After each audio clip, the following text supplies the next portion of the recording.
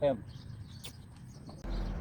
cù ổ xấu nè, sườn lương nhẹ ổ xấu này nhẹ nó này thế này.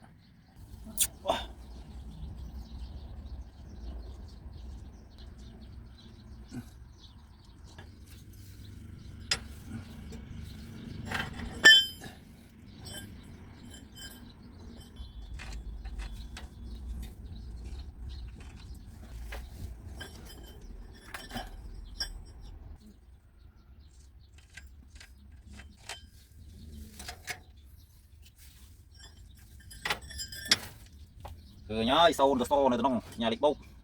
Ok sâu nữa tao sâu ba nà sân nóc kiểu sâu khơi nhai lập